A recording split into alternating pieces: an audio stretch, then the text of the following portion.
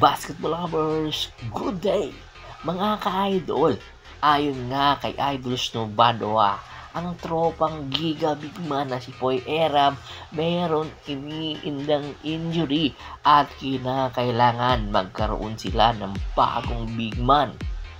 Ayon sa kanya, kukunin na ng tropang Giga sa NLEX Road Warriors ang reserve Big Man na si Brandon Ganuelas Roser papunta ng tropang Giga dahil nga badly needed na ito ngayon ng tropang Giga.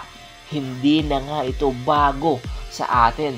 Matagal na natin itong kinukwento na dadaan lang sa NLEX Road Warriors si Brandon Ganuelas Roser at didiretso na ito papunta ng tropang Giga.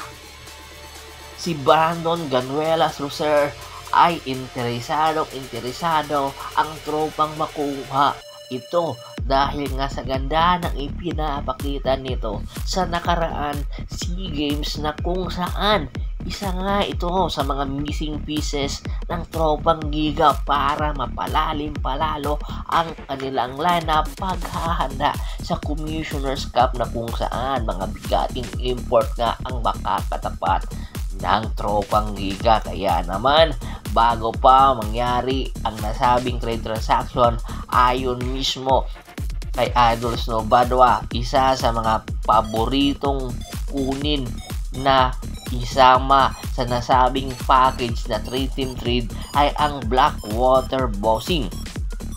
Ang Blackwater Bossing, kukuha din ang tropang Giga at NLEX Road Warriors ng player para matuloy ang nasabing trade transaction. Ayon nga kay Idol Snow Badoa, ang kukunin or ibibigay sa tropang Giga na player ay isang big man at hindi pa sinasabi ang kasama nito. Ang tinutukoy ni Idol Snow Badoa ay si Dave Marcelo. Bakit nga ba si Dave Marcelo ang isasama sa package? Si Dave Marcelo ay ipupunta sa NLEX Road Warriors dahil ito ang bata ni Coach Frankie Lim. Matagal itong naglaro kay Coach Frankie Lim sa San Beda na kung saan gamit ito ni Coach Frankie Lim, kaya kasama ito sa package. Kaya hindi papayag si Coach Frankie Lim na hindi ito maisasama sa package dahil isa itong bataan niya na po pwedeng makatulong sa kanya sa kanilang rotation. At ayon din sa report, ang Blackwater Bossing ay malaking posibilidad na pakakawalan na si Troy Rosario na matagal nang napapabalita na dadaan lang ito sa Blackwater at ang destinasyon nito ay ang NLEX Road Warriors. Ang isang big man o isang player ng tropang Giga ay dadaan sa NLEX papunta naman sa Blackwater Bossing at hindi pa tinutukoy kung sinong player ang ipupunta sa Blackwater Bossing para maging patas ang nasabing trade transaction at posible magbibigay din ng NLEX ng future picks para sa isang nasabing trade transaction para matuloy at maging patas ang nasabing trade transaction. At inaabangan na ito ngayon ng mga fans kung sinong players pa at kung kailan ito mangyayari. Bago ba ang PBA draft or pagkatapos ng PBA draft? Malaking posibilidad na baka kumuha ang NLEX Warriors ng player sa PBA draft at ito ang ibibigay papunta sa Blackwater Bossing. Kaya kaabang-abang ang nasabing trade transaction.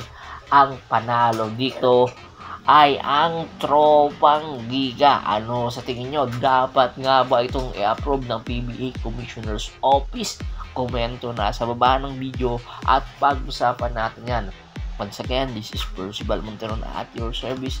Don't forget to subscribe my sports channel at don't forget to click the notification bell button para nga maging updated palagi sa kwentuhan. At bago pa man natin tapusin ang ating kwentuhan, shoutout muna tayo sa ating mga followers at subscribers kay Sir Stanley Prince, Kagawad at sa kinudukusin ng Hagonoy Bulacan, Ricky Lanza ng Ricky Rider TV ng Tansa Cavite, Julius Roche, Anthony Laquialon, Ronald Bersobedan. Marami pong salamat sa walang sawang yung pagsuporta. Pakibisita na rin po ng Facebook fanpage ko. Paki-like, paki-share, paki-follow. Ganon din sa YouTube channel ko. Hanggang sa muling kwentuhan, maraming salamat po.